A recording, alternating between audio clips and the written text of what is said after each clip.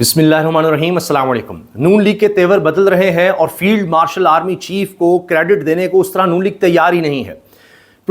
Live programme میں رانا ثناء اللہ صاحب نے کیا کہہ دیا ہے میں آپ کو سنواؤں گا۔ کس طرح سے اب وہ کہہ رہے ہیں فیلڈ مارشل نہیں، لیڈ تو شہباز شریف کر رہے تھے، انہوں نے لیڈ کیا ہے سارے معاملے کو۔ آج 19 جون ہے، دن ہے جمعہ کا، اور آج کی بڑی خبر میں آپ سے شیئر کرنے جا رہا ہوں۔ ایک طرف خان صاحب سے ملاقاتیں چل رہی ہیں، یہ ہم آپ کو آگاہ کر چکے ہیں، اب یہ بات کوئی ڈھکی چھپی نہیں رہی، ملاقاتیں چل رہی ہیں۔ اب خان صاحب سے کچھ گارنٹیز مانگی جا رہی ہیں، جس میں ایک بڑی گارنٹی کی بات ہوئی ہے کہ رہا ہوتے آپ نے یہ کام نہیں کرنا۔ اس پر خان صاحب تیار ہیں، لیکن نواز شریف یا زرداری بننے کو تیار نہیں ہے۔ یہ کیا کہانی ہے، اس پر آج ہم بات کریں گے، لیکن آغاز کریں گے اشرافیہ کے پاکستان سے، کیونکہ یہ ملک اشرافیہ کا ہی ہے۔ یہ ثابت ہو رہا ہے موجودہ دور میں، پچھلے 4 سال میں۔ خان صاحب کے دور کا موازنہ کیا جاتا ہے، وہاں کم از کم احساس تھا، احساس پروگرام تھا، جس میں کہیں عمران خان کا نام نظر نہیں آتا تھا، کوئی اس طرح کی تشہیر نظر نہیں آتی تھی۔ اس کے نیچے معذور لوگوں کے لیے، دیگر لوگوں کے لیے، خواتین کے لیے ایک پورا کمپریہنسو پروگرام تھا۔ آپ دیکھتے تھے پناہ گاہیں، لنگر خانے، جن کا مذاق اڑایا گیا تھا۔ تو ایک غریب کا احساس تھا، غریب کو فوکس میں رکھا گیا تھا۔ لیکن آج یہ ہے کہ اشرافیہ ہے فوکس میں۔ ہر کام اگر آپ دیکھیں، ہر قانون وہ اشرافیہ کے لیے بنایا جا رہا ہے۔ اب ثابت ہو گیا کہ ٹیلی کمیونیکیشن کی وزیر صاحبہ، آئی ٹی کی وزیر جو بھانجی ہیں خواجہ سے وزیر دفاع کی، شیزہ فاطمہ صاحبہ، انہوں نے شاہ زیب خانزادہ کے پروگرام میں ایڈمٹ کیا کہ ہاں جی یہ تھوڑا سا فلاں ہو گیا، یہ ہو گیا، ہم اس کو دیکھ رہے ہیں، فلاں ہے۔ جبکہ پہلے پیپلز پارٹی میں قانون پاس کر دیا کہ کسی کا بھی گھر ہو، مکان ہو، دکان ہو، پلاٹ ہو، کچھ بھی ہو، کوئی بھی کمپنی ٹیلی کمیونیکیشن کی چاہے گی تو اس پر قبضہ کر سکتی ہے، وہاں کچھ بھی وہ لگا دے۔ انہوں نے اینٹینا لگانا ہے، انہوں نے فائبر آپٹک بچھانی، کچھ بھی کرنا ہے جناب وہ کریں گے۔ آپ نے اگر ان کی بات نہ مانی تو 5 کروڑ آپ کو جرمانہ ہوگا۔ اب یہ کتنی خطرناک بات ہے، آئے ہیں اور لگا گئے ہیں، آپ دھکے کھاتے رہیں، جائیں جناب عدالتوں میں، کہیں بھی جائیں، اب وہ کہہ رہی ہیں ہاں نہیں یہ اس کو دیکھیں گے، فلاں کریں گے، یہ ہوگا وہ ہوگا۔ آپ دیکھیے نا، فوکس ہی نہیں عام آدمی، اس کا سوچے نہیں کہ اچھا کسی کے گھر کا کیا بنے گا، کیا ہوگا کیا نہیں ہوگا، وہاں توڑ پھوڑ ہوگی، وہ اجازت دے رہا ہے نہیں دے رہا۔ نہیں، ٹیلی کمیونیکیشن کمپنیاں بڑی کمپنیاں ہیں، ہم نے ان کو فیسیلیٹیٹ کرنا ہے، بس جی قانون آ گیا اور وہ گیا۔ ون کانسٹیٹیوشن ایونیو آپ کو یاد ہے، اس سے پہلے اسلام آباد میں غریبوں کی بستیاں گرائی گئیں، کچھ نہیں ہوا، کسی نے نہیں پوچھا، کوئی عدالت حرکت میں نہیں آئی، کسی وزیر اعظم کو کچھ نہیں پتہ چلا۔ لیکن جو ہی ون کانسٹیٹیوشن ایونیو کی بات آئی تو فوراً شہباز شریف صاحب نے نوٹس لیا، کمیٹی بنائی، ہفتے میں رپورٹ پیش کرنی تھی، 1.5 مہینہ ہو گیا رپورٹ کوئی نہیں آئی، اور عدالت نے اسٹے بھی دے دیا۔ یہاں عدالتیں بھی، یہاں ہر چیز اشرافیہ کے لیے ہے، حکمران طبقے کے لیے ہے۔ اگر آپ اس کے ساتھ جڑے ہوئے ہیں، آپ سرکار کے ساتھ ہیں، تب تو ٹھیک ہے۔ حتیٰ کہ کوئی صحافی ہے، بزنس مین ہے، کچھ بھی ہے، کسی بھی طبقے سے ہو، اگر سرکار سے، اشرافیہ سے اس کا تعلق ہے تو ٹھیک ہے، ورنہ وہ گیا۔ اگر آپ حکومت کے ساتھ ہیں تو آپ کو سرکاری نوکریاں بھی مل جائیں گی، آپ کو اداروں میں کام بھی مل جائیں گے، آپ کو بڑا کچھ ملے گا۔ لیکن اگر آپ ان کے ساتھ نہیں ہیں تو پھر آپ کے ساتھ ایسا سلوک ہوگا کہ آپ کہ وہم و گمان میں نہیں ہوگا کہ یہاں یہ بھی ہو سکتا ہے، پھر کوئی قانون نہیں ہے، کوئی چیز نہیں ہے۔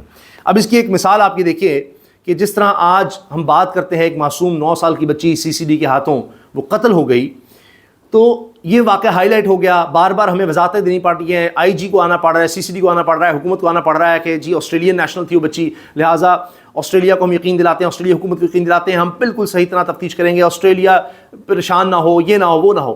کیا آپ جانتے ہیں کہ 4 مہینے پہلے، اب سے 4 مہینے پہلے کلور کوٹ بھکر میں، یہ پنجاب کا علاقہ ہے، جنوبی پنجاب کا، CCD نے مقابلہ کیا، اسی طرح جس طرح کے مقابلے ہوتے ہیں CCD کے۔ 7 سالہ کمسن بچی فائرنگ سے ماری گئی تھی اس مقابلے میں۔ اس پر کسی صوبائی وزیر نے، IG پنجاب، ایڈیشنل IG، کسی نے کوئی پریس کانفرنس نہیں کی، اور اس کا قصور صرف یہ تھا اس بچی کا، اس 7 سالہ بچی کا، کہ اس کے پاس غیر ملکی پاسپورٹ نہیں تھا، بس اس کا اتنا قصور تھا۔ یہ ماجد نظامی صاحب بڑے سینئر صحافی ہیں، انہوں نے یہ ساری کہانی بیان کی ہے۔ تو لہٰذا وہ بچی انسان نہیں تھی، وہ بچی پاکستان کی نہیں تھی، کیا تھا؟ کبھی آپ نے سنا کوئی پریس کانفرنس کچھ ہوا، کسی نے کوئی بات کی؟ نہیں۔ تو یہی جرم ہے پاکستانی ہونا، عام پاکستانی ہونا جرم ہے۔ ورنہ آپ دیکھیے کیا کیا اس ملک میں ہوتا ہے اگر آپ اشرافیہ میں ہیں۔ اب اشرافیہ نے PIA خریدا، اس میں پورا کنسورشیم ہے، کئی ادارے ہیں، ان سب کے لیے ٹیکس چھوٹ آ رہی ہے۔ عام پاکستانی کو کاروبار کرے گا، چھوٹی سی دکان بھی لگا لے گا، اس کو ٹیکس چھوٹ ہے نہیں ہے نا؟ PIA خریدنے والوں کے لیے ٹیکس چھوٹ ہے۔ پھر کہاں سے انٹرنیشنل انویسٹمنٹ آئے گی؟ وہ کہے گی یہاں تو جناب خاص جو لوگ ہیں جو سرکار سے جڑ جائیں ان کے لیے ٹیکس چھوٹ آ جاتی ہے۔ عام آدمی کے لیے خبر کیا ہے؟ عام آدمی کے لیے خبر یہ ہے کہ महंगाई का बोझ बढ़ने वाला है और टैक्सों का बोझ पड़ रहा है। घी, कुकिंग ऑयल की कीमतों पे 15 रुपए किलो तक इजाफा हो सकता है ये अभी से, और आगे चल के आप देखिएगा क्या होगा। मैं तो आपको बता चुका हूं, खुद सरकारी दादुशुमार हैं कि लोगों ने गंदुम तक, जो सबसे बुनियादी चीज है गंदुम, आटा, रोटी, वो भी खाना कम कर दी है। ये सरकारी दादुशुमार हैं, इकोनॉमिक सर्वे में आए हैं। गोश्त तो बहुत बड़ी चीज है ना जी, हर चीज का, सब्जी, दाल, घी, खुराक का इस्तेमाल पाकिस्तानियों ने कम कर दिया है, नहीं अफोर्ड कर पा रहे खुराक। सबसे बुनियादी चीज क्या है, इसमें चावल भी वैसे शामिल है, लेकिन सबसे बुनियादी यही है कि अच्छा जी कुछ नहीं खाने को मिल रहा, लोग कहेंगे अच्छा खाली रोटी खा लेते हैं, पानी के साथ रोटी खा लें, उसका इस्तेमाल भी लोगों ने कम कर दिया। इससे ज़्यादा बुरे हालात क्या हो सकते हैं। लेकिन आपको हुकूमत में इस बारे में कोई बेचैनी, कोई परेशानी कतअन नज़र नहीं आएगी। वन कॉन्स्टिट्यूशन एवेन्यू थोड़ी है ये कि उसके लिए शहबाज शरीफ साहब परेशान हो जाए, नहीं। फिर ये कहते हैं हमने अपने खर्चे कम कर लिए, खर्चे कम करने हैं जी, किफ़ायत शारी, इतना ये झूठ बोलते हैं। इनके अपने तर्जुमान रहने वाले मरीम नवाज शरीफ के तर्जुमान रहने वाले मोहम्मद ज़ुबैर साहब कह रहे हैं कि अब अखराजात इन्होंने कम क्या करने थे, उन्होंने 1 ट्रिलियन से ज़्यादा कर दी है अखराजात के लिए रकम, 1000 अरब रुपए से ज़्यादा। ऐवान सदर, वज़ीर आज़म हाउस, पार्लियामेंट के अखराजात कम नहीं हुए, बढ़ गए हैं। ये तो हाल है। अब आ जाइए राना सनाउल्लाह साहब पर। उन्होंने नदीम मलिक साहब के शो में साफ तौर पर कह दिया है कि सेम पेज तो मजाक बना हुआ है, बड़ा ज़बरदस्त ताल्लुक़ है शहबाज शरीफ का फील्ड मार्शल का, लेकिन सेम पेज नहीं, वो तो एक मजाक है, उसको छोड़ें। लेकिन वैसे दोनों बड़ा एहतराम करते हैं एक दूसरे का, और जो पहले फैसला कर ले दूसरा उस फैसले को मान जाता है, तो इनमें बड़ा अच्छा वर्किंग रिलेशनशिप है। लेकिन साथ वो फील्ड मार्शल को क्रेडिट देने को बिल्कुल तैयार नहीं हुए। बार बार नदीम मलिक साहब कहते रहे, देखिए मैं फ़ौज का सियासत में किरदार का हामी नहीं हूँ, लेकिन जिसका जो क्रेडिट है उसको बनता है। तो राना का नहीं, वो अब आपकी बात है, आप जो मर्जी कहते रहे, लेकिन शहबाज शरीफ साहब ने लीड किया है, सपोर्ट किया गया है आर्मी चीफ को, उनकी सपोर्ट थी, लेकिन लीडर या लीड करने वाले आगे शहबाज शरीफ थे। अब इस पर बहस हुई है बाकायदा नदीम मलिक साहब के साथ राना सनाउल्लाह की, लेकिन राना सनाउल्लाह पीछे नहीं हटे। मैं आपको सुनवा देता हूं कि उनके दरमियान क्या बहस हुई है, क्या बात हुई है, ये सुनिए। इनका कमांड में जो लोग हैं जो उनके साथ काम करते हैं, हाँ ठीक है, उन्होंने सपोर्ट किया, फील्ड मार्शल को सबने सपोर्ट किया, ये इनका रोल यही था। मोहसिन नकवी तेहरान जाते थे तो वो भी ठीक अपनी पॉलिसी लेकर नहीं जाते, वो फील्ड मार्शल की सबने फील्ड मार्शल को सपोर्ट किया और मियां शहबाज शरीफ ने उनको लीड किया।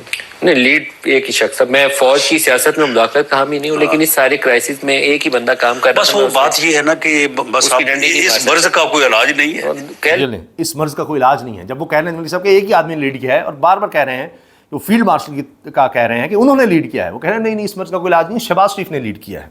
ये सुनिएगा। ने उनको लीड किया।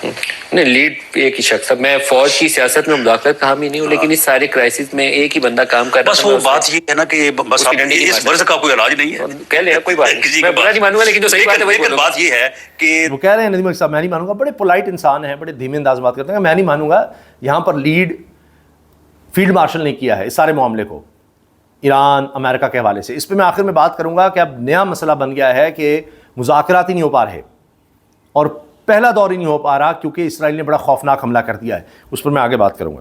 तारीख जो है ना वो इस बोगस और अनाद को एक साइड पे करते हुए इन दोनों एक्सीलेंट जो है वो लीडर्स हैं। शहबाज ले जी, अच्छा वो कह रहे हैं शहबाज शरीफ का उस तरह नहीं था प्रोएक्टिव रोल, फील्ड मार्शल का ज़्यादा था, तो बहरहाल इस पर बहस हो गई। बाकी जनाब राना सनाउल्लाह ने यह भी कहा है कि जी मजाक बना हुआ है, इसको अच्छे मानों में नहीं लिया जाता सेम पेज को, कि जी सेम पेज पे है, सेम पेज पे, ये मजाक बना हुआ है, इसको छोड़ दें। वो इस पर आए ही नहीं इसी प्रोग्राम में। अभी आपने देखा फैसल वाडा साहब फिर एक्टिव हुए, और उसके बाद ये खबरें आईं कि जी नहीं वो बस ऐसे ही खुद से कह रहे हैं, कुछ ऐसा नहीं है, फ़लाँ नहीं है। अच्छा वो ऐसे ही कह रहे हैं, तो फिर गिलगित बल्तिस्तान में नून लीग को या पीपल्स पार्टी को पूरी तरह से हुकूमत क्यों नहीं दी गई? तारीख़ में पहली दफ़ा क्यों ऐसा हुआ है कि वफाकी हुकूमत को गिलगित बल्तिस्तान में हुकूमत नहीं बनाने दी गई, या नहीं उनकी बन सकी, या उनको वोट नहीं मिल सके, जो भी था। तो अब आप देखिए कि पीपल्स पार्टी के लिए भी बेचैनी है। आज़ाद उम्मीदवार पीपल्स पार्टी में क्यों नहीं गए, नून लीग में क्यों गए, इस्तेहकाम पाकिस्तान पार्टी में क्यों गए हैं? तो क्यों इन पर तलवार लटकाए रखनी है गिलगित बल्तिस्तान में भी, कि ये सुख और चैन से वहाँ पर गवर्नमेंट न कर सकें? क्या है ऐसा? क्यों ये बातें हो रही हैं कि जी बिलावल भुट्टो जरदारी को भी काबीना में शामिल कर लिया जाए, पीपल्स पार्टी को भी शामिल किया जाए, ख़ासतौर पर बिलावल भुट्टो जरदारी वज़ारत ख़ारजा में आ जाएँ, कि हम ज़रा इकट्ठे हो जाएं बाकायदा तौर पर, ताकि ये इस्टेब्लिशमेंट का प्रेशर ज़्यादा बेहतर तरीके से हम सह सकेंगे। ये इस प्लान में हिस्सा भी है। یہ بھی ایک چیز اس میں چل رہی ہے. تو پریشر ہے, کمزوریاں ہیں, 4 سال ہو گئے ہیں, چیزیں بہتر نہیں ہوئیں, اسٹیبلشمنٹ پر پریشر بڑھ رہا ہے, اور عام آدمی یہی کہتا ہے کہ جی ان کو لانے والے وہ اسٹیبلشمنٹ ہے, ان کو بٹھانے والے تو ان کی سپورٹ ہے, سارا کچھ ان کی وجہ سے ہوا ہے. تو ان کو براہ راست تو بلیم کرتے ہی ہیں, لیکن پریشر اسٹیبلشمنٹ بھی آ رہا ہے, ان کی بری گورننس کا, مہنگائی کا, بے روزگاری کا, غربت کا, خوراک کی کمی کا جو لوگ شکار ہو رہے ہیں, صحت اور تعلیم کا بجٹ کم ہو رہا ہے. تو الزام تو ان پر ہے, لیکن اس کا پریشر یہ نہیں ہے کہ اسٹیبلشمنٹ بھی نہیں آ رہا, یہ تو ہے کہ جی آپ ان کو سپورٹ کریں, آپ ان کے لانے والے ہیں, آپ ان کو چلانے والے ہیں, آپ کے بغیر تو یہ سب کچھ نہیں ہو سکتا. تو لہٰذا اب وہ بھی چیزیں اپنے ہاتھ میں لینے کی طرف ہیں کہ بھئی گلگت بلتستان میں ان کو فری ہینڈ نہ دیا جائے. اب جہاں تک بات ہے فائلز کی, تو یہ آج کی نہیں ہے, یہ فائلز اب کی نہیں ہیں جن کی بات فیصل بارڈر صاحب کر رہے ہیں. آغاز ہی جب ہوا تھا پی ڈی ایم دور کا, تبھی سے کام شروع ہو گیا تھا. آپ کو یاد ہوگا کہ خیبر پختونخوا میں یہ بات ٹیلی ویژن پر ہو گئی تھی کہ جی تینوں مل کر, کوئی نگران سیٹ اپ نہیں ہے, خیبر پختونخوا میں تینوں پارٹیاں, peoples party, Noon league, J U I, انہوں نے مل کر کابینہ بانٹی ہوئی ہے. یہ حال تھا, اور پھر لمبا چلایا گیا, تو سب مل کر ہی چلا رہے تھے سارا کام. تو یہ فائلیں اس وقت سے بھی ہیں, کرپشن کے انبار لگے ہوئے ہیں, دیہڑیاں لگ رہی ہیں, سب ہو رہا ہے, لیکن ان کو بھی پتا ہے اسٹیبلشمنٹ مجبور ہے, ہمارے علاوہ کوئی چوائس نہیں ہے, اسٹیبلشمنٹ پر بوجھ پڑ رہا ہے, فائلیں ان کے پاس ہیں, تو کچھ کیا کیوں نہیں جاتا ہو. تو پھر جواب یہ ہوتا ہے کہ جی دیکھیں نا, کام بھی تو چلانا ہے, کیا کریں, تو کیا کیا جائے. تو اس پر جناب حبیب اکرم صاحب نے اپنے ویلاگ میں ذکر کیا ہے کہ بعض اطلاعات کے مطابق آسمان کی طرف سے دباؤ کا سامنا کرنے کے لیے نون لیگ نے پیپلز پارٹی کو حکومت میں آنے کی دعوت دی تاکہ آسمان کا مقابلہ کیا جا سکے. نون لیگ کو معیشت درست کرنے اور پی ٹی آئی کے مقابلے میں قابل قبول بیانیہ بنانے کے لیے لایا گیا تھا, لیکن اس جماعت نے سمجھداری سے کام کرنے کی بجائے فرما برداری پر زور دیا, اور نتیجہ یہ نکلا کہ اس کی حکومت بھی نوکری میں بدل گئی. اسی طرح حبیب اکرم صاحب کہہ رہے ہیں کہ جب ہم نے ان سے پوچھا, جنہوں نے بتایا فائل چلیں, وہ کہتے ہیں جی کام بھی تو چلانا ہوتا ہے. تو اس طرح سے یہ چیزیں چل رہی ہیں, کام چل رہا ہے.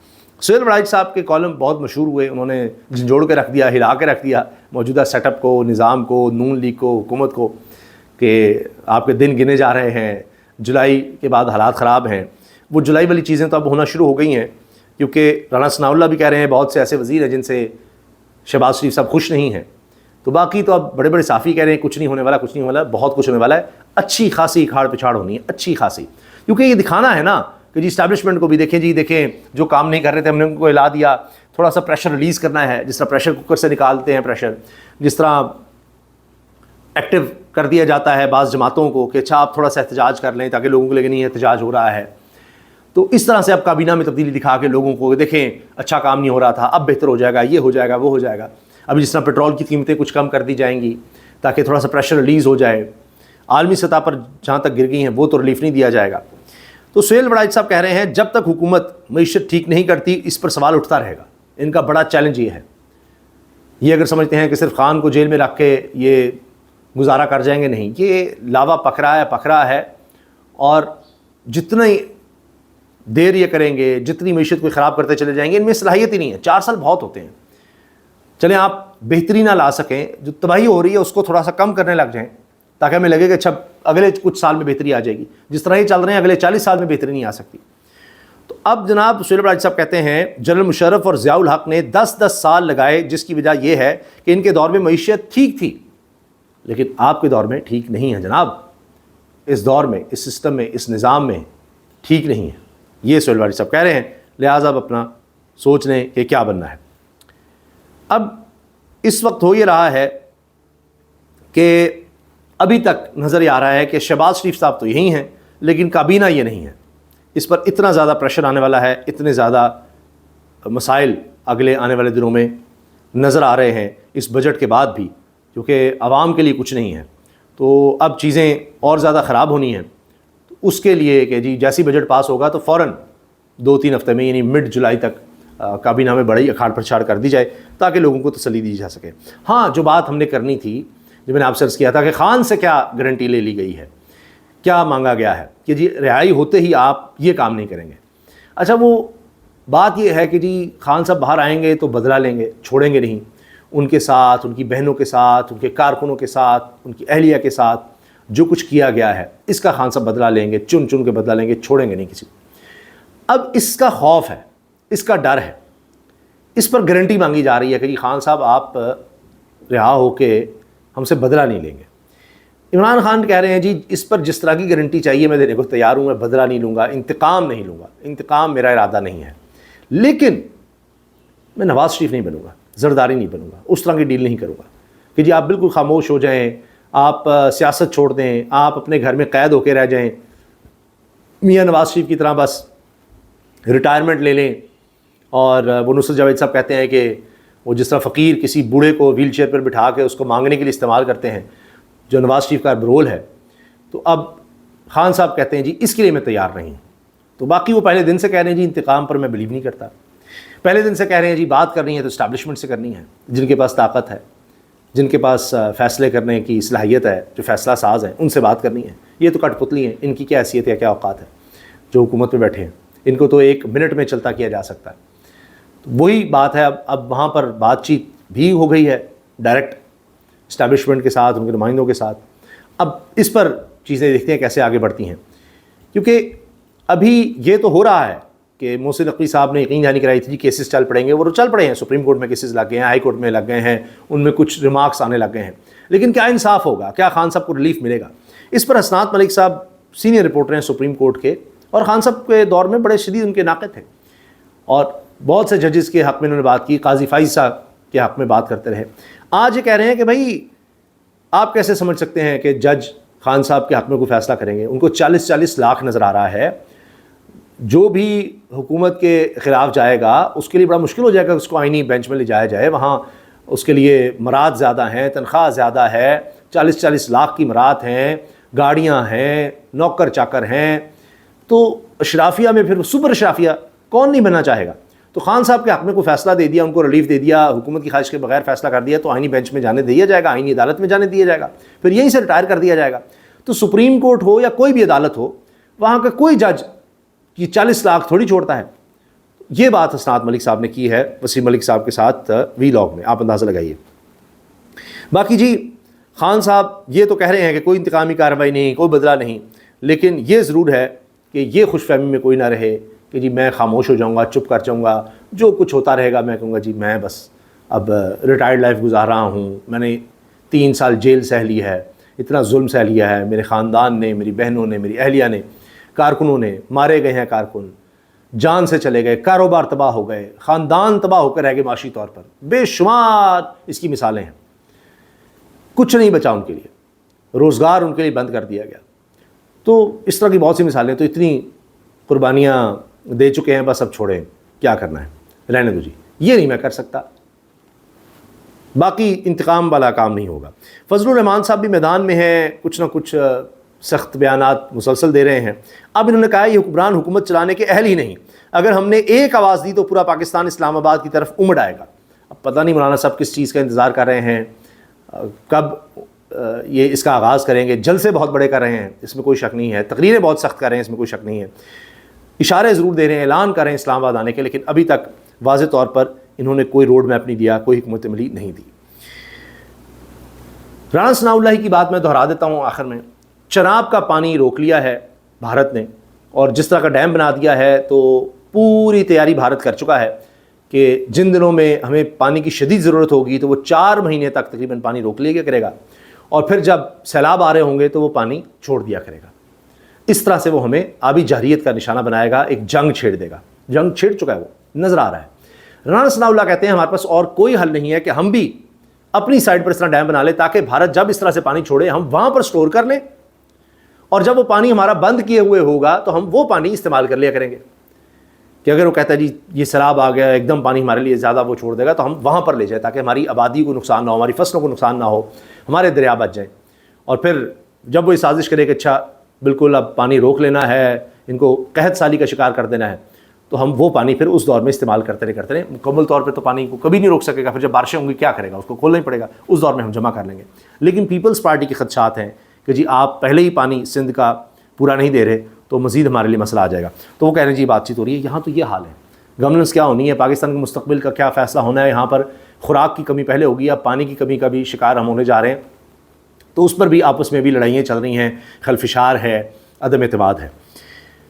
جے ڈی وینس نائب صدر ہیں امریکہ کے، انہوں نے جس طرح دھویا ہے اسرائیلی لابی کو اور نیتن یاہو کو انہوں نے اپنے خطاب میں پہلی دفعہ اس طرح کی بات کی ہے کسی بھی امریکی صدر، نائب صدر نے، یا امریکی آپ کہہ لیں ایڈمنسٹریشن کی طرف سے اس طرح کی بات کہ بھائی ہم واضح طور پر، جے ڈی وینس کے الفاظ ہیں، واضح طور پر بتانا چاہتے ہیں اسرائیل کی کابینہ کو، ان کے ممبران کو، کہ آپ کے پاس جتنے بھی ہتھیار ہیں نا آپ کے دفاع کے لیے، ان میں سے 2/3 یعنی 3 میں سے 3 ہتھیار ہیں تو 2 امریکہ کے دیے ہوئے ہیں، تو آپ کے پاس صرف ایک ہی آپ کا سپورٹر، آپ کا الائے اتحادی بچا ہے، اور وہ ہے امریکہ۔ سب چھوڑ گئے ہیں آپ کے ظلم کی وجہ سے، کوئی اسرائیل کے ساتھ نہیں ہے سوائے امریکہ کے، تو ہم رہ گئے ہیں۔ تو اب آپ اگر یہ کہیں گے کہ جی ہم بھی ٹھیک نہیں ہیں اور ہمارے اوپر بھی اٹیک کریں گے، تو پھر سوچ لیں آپ کا کیا حال ہوگا۔ تو اسمیل دا ریئلٹی، حقیقت کو پہچانیں۔ اس وقت جو حالات ہیں، صورتحال ہے، تو صرف امریکہ ہی ہے جو آپ کا ساتھ دے رہا ہے اور کچھ نہیں، کیونکہ اسرائیل نے یہ کیا ہے کہ اب تک کا لبنان پر سب سے بڑا حملہ کیا ہے، 16 لوگ اس میں شہید ہو گئے۔ اب معاہدے میں تو یہ شرط ہے کہ حملے روکے جائیں گے لبنان پہ بھی، تو اسرائیل نے حملہ کر دیا، لہٰذا اب ایران امریکہ کے درمیان مذاکرات ہونے سے، اس میمورینڈم آف انڈرسٹینڈنگ کے بعد، اس عبوری معاہدے کے بعد، وہ مذاکرات ملتوی ہو گئے۔ تو ابھی تک صورتحال پوری طرح یہ کہہ لیں کہ ہمارے حوالے سے ہم یہ کہہ سکتے ہیں کہ خطرے سے باہر نہیں آ گئی ایران امریکہ کی، اور ظاہر ہے کہ اگر حالات سٹیبل نہیں ہوتے تو اس میں ہمارے لیے تو اچھی خبر نہیں ہے۔ بھارت پانی کو ہتھیار کے طور پر استعمال کرنا چاہتا ہے، اس کے سنگین نتائج ہوں گے، اسحاق ڈار۔ لیے جی ہمارے وزیر خارجہ بیانات البتہ دے رہے ہیں، اسحاق ڈار صاحب نے ڈرا بھی دیا ہے، خطرے کی گھنٹی بھی بجا دی ہے، لیکن ہم جو پلاننگ کر سکتے ہیں اس پر ہمیں بد اعتمادی ہے، اور لہٰذا ہم وہ پلاننگ نہیں کر سکتے۔ تو گورننس کیا ٹھیک ہونی ہے یہاں پر؟ کیا عام آدمی کے لیے یہاں پر سوچا جائے گا کہ اس کے پانی کا کیا بنے گا؟ تو امیر تو ایسی پانی خرید کے بھی استعمال کر رہا ہے، تو اس کے پاس تو باہر کی شہریت بھی ہے، اشرافیہ کے پاس بھی ہے، تو ان کے لیے کوئی مسئلہ نہیں ہے۔ پاکستان کے ساتھ اگر خدا نخواستہ کو ایسا ہوتا ہے تو یہ کہیں گے اچھا ہماری تو جائیدادیں، دولت سب باہر ہے، شہریت بھی ہیں، تو ہم تو نکل جائیں گے۔ اجازت دیجیے، اللہ حافظ۔